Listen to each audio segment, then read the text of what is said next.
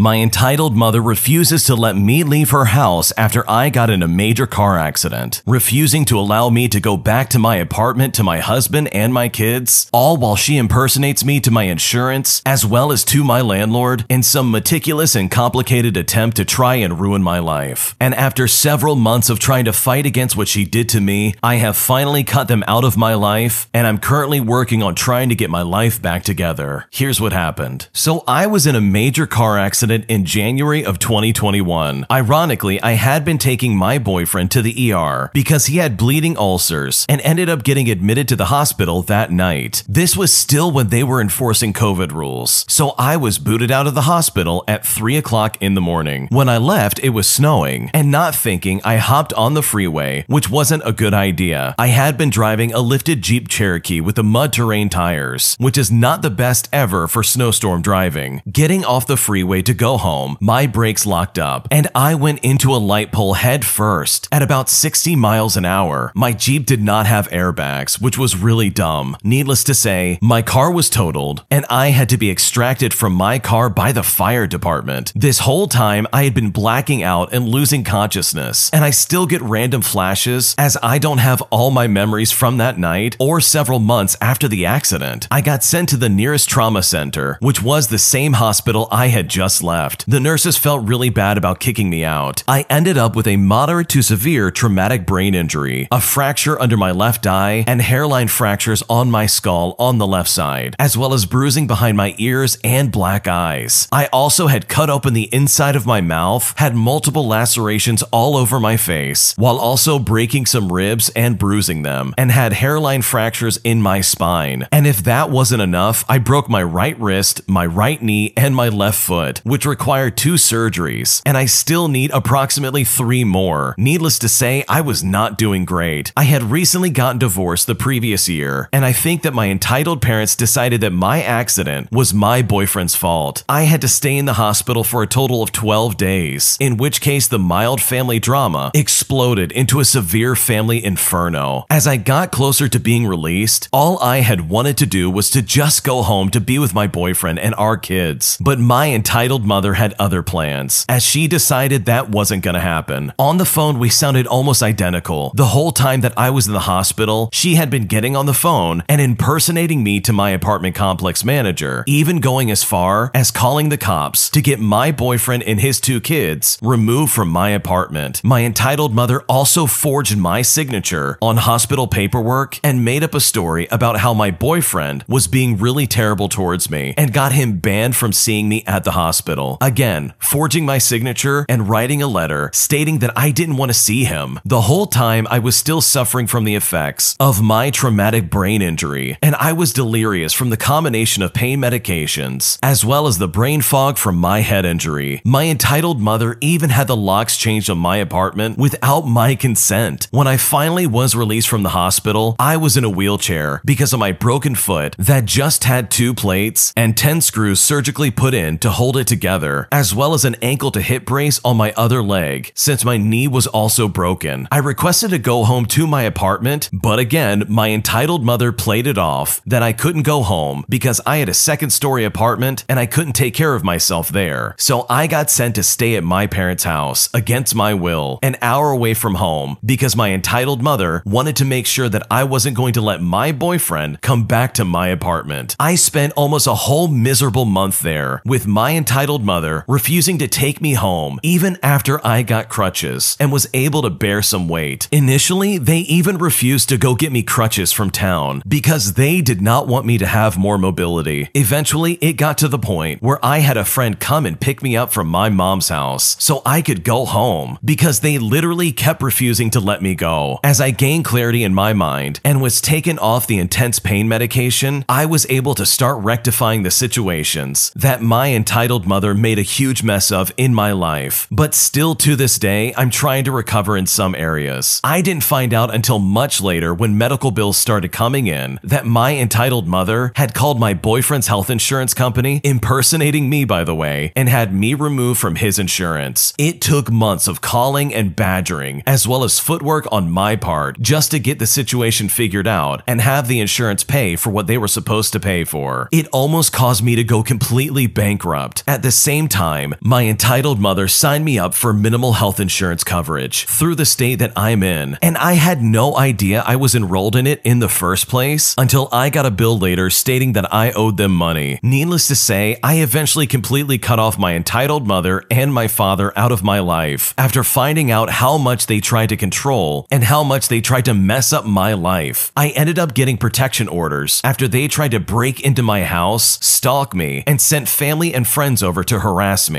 This whole incident was the last straw that broke the camel's back. There was quite a bit of retaliation on their side that threw my life into a total tailspin. Ever since, I'm sticking to my values and not backing down. And hopefully I never have to deal with them ever again. What an absolute crazy situation to be stuck in. These people quite literally stole you away from your life and prevented you from doing anything in your life altogether. And your mom even impersonated you on the phone and took you off of your insurance. I mean, what an absolute nightmare, especially after going through such a traumatic situation. The fact that she did all this basically to derail your life is seriously unbelievably toxic and probably illegal. Hopefully all of this works out, because based on what you've described, this is a very serious situation now. I mean, this lady committed fraud. She forged your signature, she pretended to be you just to get you off of your insurance, and she kicked out your boyfriend from your apartment. I mean, this lady literally went to extreme lengths just to try and ruin your life. So hopefully you never have to deal with her again. If you like Am I the Jerk, you're probably going to love Am I the Genius. Check it out, link down below in the description. My sister-in-law is spreading some toxic lies about me and my husband, and despite the fact that I stood up for myself and put her in her place, I now feel more isolated in my extended family than I ever have before in my entire life, and I honestly don't know what to do. So myself and my husband have been married for 10 years, and we've been together for 12 overall. During that time, we have dealt with my husband's estranged father, who often vented about his problematic sister, my husband's aunt. This specific aunt has tormented the entire family, and everyone has cut off communication with this aunt. For example, this problematic aunt was recently found guilty of forging a signature on their grandfather's deathbed for the entire inheritance. Over the last 12 years, we've tried to help his father, who was mostly unresponsive and avoidant, but the relationship remained strained, and he passed away this past summer. My husband and I planned the funeral with the help of my husband's aunts and uncles on his dad's side. My sister-in-law and brother-in-law opted out of helping plan the funeral because they said it was too painful and stressful to handle. We understood, but we were greatly frustrated by my sister-in-law when she began adding unnecessary stress by collaborating with a problematic aunt. We tried to include my brother-in-law even after she said not to, because we felt it was the right thing to do, and she called us to tell us that if we continue to do this, it would affect his health. At one point, she wanted us to push the cremation memorial out 3 to 4 weeks for them to be able to help more, but then she changed her mind and said even if we pushed it, it would probably just fall on her. I took a week off work and canceled a conference to help put the pieces together to help my husband plan an honorable service. We understand that my sister-in-law and brother-in-law could not help, but we felt like our sister-in-law was creating additional chaos by frequently calling us to relay the problematic aunt's complaints during the entire funeral planning process. This continued despite numerous people warning my sister-in-law about engaging with her. Her reason was that she likes to keep her enemies close. We urged her to stop, and as a result, she blamed me for trying to control who she spoke to and said that we excluded her from the funeral planning process, even though we have numerous emails and messages from her telling us that they could not be involved. I am hurt by her false allegations. She literally has nothing to gain, and not to be disrespectful, but my father's husband did not have any assets or money. Just a lot of mess was left behind for us to figure out. We've paid for the funeral and any expenses that have come up while trying to close out his affairs. It has been 6 months since then, and I've initiated multiple heart-to-hearts to resolve our issues. I tried to foster a genuine friendship and practically begged to be involved in my 2-year-old nephew's life, but she's only ever reached out when she needed me to help with her business. Recently, she invited us to her Friendsgiving dinner, but we were out of the country for 2 weeks and asked to come over a few days later. She changed her mind and said that we now have to wait 2 to 3 weeks because she had too much going on to get sick by us, despite the fact that we weren't sick, even though she and her husband are anti-vaxxers and got others sick. I had been telling her about our vacation plans for months, but she says that she didn't know we were out of the country. She refused to let us see our nephew, even with a negative COVID test. And instead of addressing the issue, she made further false allegations about not including them in the funeral planning process. We felt like she was punishing us because we could not attend her Friendsgiving dinner. The most hurtful thing to us is she said that my brother-in-law felt the same way as she did. I told her to reach out to the family to confirm the truth and that I was no longer going to allow her to continue this narrative. Instead, she reached out to them to tell them I was treating her poorly. My husband was devastated and tried reaching out to his brother, but we got no response. I sent the proof to my brother-in-law to show him the truth about her telling us not to include them, and he did not respond to my messages. My husband saw him in person a week later, and my brother-in-law said he didn't want to get in trouble and shut down my husband's attempt to talk about it. My sister-in-law is suddenly reaching out to family members that have also asked to spend time with my nephew, including my mother-in-law and father-in-law, to allow them to see her son and more. They are so happy about the increased engagement, although they knew it was something to do with what was going on. I got a call from my mother-in-law yesterday that the family is going to put their head in the sand for self-preservation. No one that saw it happen will say to my brother-in-law or my sister-in-law that what she's claiming is not true, and that is just wrong. I fear that she's going to continue to punish me by withholding an opportunity for a relationship with my nephew. I am reconciling with the reality that I may never have a normal relationship with my nephew, all because I finally stood up for myself. I understand the family's choice to turn a blind eye because they don't want to be in my shoes, but I also feel completely isolated now. I'm starting to doubt myself for finally standing up for myself, and I honestly don't know what to do. I don't think you should be ashamed of yourself for standing up for yourself and your family. If anything, you should be proud that you actually said something, which says a lot more about the family who's just standing there idly and choosing not to get involved. And you know what? For the sake of self-preservation, I'm honestly surprised that you haven't gone no contact with this sister-in-law. Life is literally too short to deal with this kind of garbage. And if this lady seriously wants to punish you by refusing you the opportunity to ever get to know her kid, then by all means let her do that, because she's only injuring her kid and herself in the process. She is clearly showing her true colors in the middle of all the attention and drama that she is literally creating. So if I was in your shoes, I would just remove myself from the situation. There is honestly not much you can do here, and it's better that you don't play into her game. I found out that my wife cheated on me prior to our marriage, and now I don't know what to do. So my wife and I got married 8 months ago. We've been together for about 3 years and have had some issues, but we have been fairly successful in working through them. While we were engaged about 14 months ago, we hit a rough patch. Essentially, we had a fight and she left me. The reason that she gave was that I was selfish and that I didn't prioritize her. It had been a rough time for us as she had been overseas for an extended work assignment for the past 4 months. We spent 2 months broken up, during which time I tried to figure out what I had done in the relationship. Following some introspection, I concluded that maybe I had been selfish and didn't give her what she needed, and so I asked for her back so that we could try again. She initially declined, but then contacted me a few weeks later, wanting to talk. Eventually, we ended up getting back together. Long story short, we patched things up, and at her suggestion, decided to go ahead and complete getting married. In the process of getting back together, she mentioned that she spent some quality time with someone while we were broken up. I had as well, and I didn't really care, but I had asked if she had cheated on me during the relationship. She said no, and I said that I hadn't either. So we get married. A few months ago, it ends up accidentally coming out that she had started an emotional affair with a coworker the month prior to leaving me, and that she had left me for him. After a few months, she decided she wanted to be with me still, and she eventually came back. However, this didn't get mentioned at all. In recent conversations about this situation, I asked why she lied when I asked if she had cheated on me in the relationship. She said that she thought I meant just physically cheating, so she just didn't mention the other stuff. She has since apologized profusely for it and said that it would never happen again. Now, I believe strongly in the sanctity of marriage and for fighting for the marriage relationship, but I'm struggling here because I was lied to. Though as far as I know, she has been faithful since our wedding day. It just feels like the entire marriage is a sham because I never got the whole story. I feel so lost and I honestly don't know what to do. That is really unfortunate. You try to have some kind of honesty moving forward, especially when you're trying to get married, but it looks like she wasn't being completely honest, which honestly is completely unfair to you. So I don't blame you for being upset about this situation in the slightest. slightest. I think this really comes down to what you expect out of the relationship, because you said it best, you plan on fighting for the marriage. So in my opinion, that's exactly what you should do. It doesn't ignore the fact that you're still hurt by what happened, but at least it shows that you do plan on trying to make this work. So hopefully this does eventually work out for you, because it sounds like you love this person enough to try and fight for them, and hopefully they feel the same way towards you. My partner completely ignores my needs as I catch COVID and end up completely isolated and quarantined from everybody in her family, all while Christmas is going on right outside my door. And I feel so hurt and betrayed, as well as neglected, that I simply don't know what to do. So my partner's family lives on a beautiful and expensive island. She really wanted to be here for Christmas this year, so I saved all of my vacation time and saved up all year just to make the journey. When we got here, after 20 hours of being awake for travel, all I wanted to do was take a shower and go to sleep. But she ended up doing a few things that I felt were very inconsiderate that kept us up for another few hours. I kept thinking if I don't go to sleep, I'm gonna be sick. And so I finally voiced my concern to her, and she was immediately defensive. We got into a huge whisper screaming fight, and I started to cry. I didn't sleep that night, and my sinuses never went back to normal after crying. I just kept feeling worse and worse, and eventually, 3 days into our trip, I tested positive for COVID. Part of the reason I didn't sleep was because her parents were awake until 2:30 in the morning, making noise in the house, which is about the time that my internal clock wakes up for work due to the time change. Once I found out I had COVID, I immediately went into quarantine. I've been isolated in this room, and barely anybody texts me or checks up on me, and I've been relying on them to bring me food and water. I know they're busy having their Christmas together, so I've been trying not to bother them as much as possible, but there's also been very little communication, so I never know when meals are coming or if I should just order food myself. I spent my Christmas completely alone, and no one barely talked to me until dinner time. I did have a nice dinner outside with just my fiance, and her mom got me some gifts, and I watched some of them open gifts through the window. They have been very graciously feeding me delicious food and going out of their way to get me medicine, but it has really highlighted an issue in my relationship, which is that I'm often asking for what I need, and then I am given something completely different, and it's then implied that I'm ungrateful when I reiterate. For instance, I'll ask for some water, since I'm not able to go down into the house because I have COVID, and my partner will take my water bottle for an hour while I'm having coughing fits. Or at 9 in the morning, I'll ask for a coffee, and by 11, I still don't have a coffee, and now I have a splitting headache. The only other thing that I've asked for was if my partner could throw in my laundry, which she never did. I feel bad that they're doing so much work, so I've been really careful not to ask for much. I also feel really bad I've exposed them to COVID, and I'm worried that they might get sick next. I've been extremely careful since finding out, at least to the best of my ability. On the third night of not being able to sleep due to the noise in the house, I texted my partner and I said, "Your parents don't ever seem to go to sleep. I admit I shouldn't have said anything, but I was severely sleep deprived and in pain and very sick, and I was really just worried I was going to keep getting sicker." My partner then told her mother what I said. Then her parents finally leave the house, and I think now maybe she'll want to talk to me from a distance, since I've barely spoken to anyone for days. But she didn't even do that, so I texted her to ask, and she said she was eating and went off on how rude I've been and claimed that I was demanding that they need to be quiet in their own house. And you know what? I never did that. I just wanted one night of quiet so I could survive. I'm feeling so hurt and angry. I know it's a very bad circumstance, but it would be so much better if my partner was kinder to me. I even looked for a hotel room, but the cheapest one would be $2,000 for the rest of the nights. I'm honestly at a loss, and I simply don't know what to do. I think first and foremost, you need to know that this is not a you problem, and this is instead a problem with your fiance as well as their family. I mean, if I had someone over who was a casual guest and they were severely sick, I would be checking in on them pretty much constantly just to make sure that they're doing okay. I mean, they don't even have the decency to bring you water or coffee for hours at a time. Meanwhile, you're coughing up a lung and you're absolutely miserable sitting in this room wondering if you're ever going to get any help without getting guilt-tripped in the process. I mean, that is so unfair for you, it's not even funny. The lack of care or empathy or anything along those lines that your partner and her family are showing towards you is a very telling sign. This is absolutely ridiculous, and in my opinion, this is a massive, massive red flag. She can't even take care of you in your worst of times, let alone check up on you or even have a basic conversation conversation with you. So hopefully you can get better soon. And when you can get off this island and get back home between the two of you, I think having a very serious conversation about what went down would really do you some good moving forward, because the way she's acting is incredibly selfish, and this is something that I definitely would not take lightly. Thanks for watching. When you subscribe, make sure to hit the bell to turn on notifications so you never miss a video. To finish listening to all the stories, use the playlist at the top of the description. And if you like Am I the Jerk, you're probably going to love Am I the Genius. Check it out in the description below and subscribe.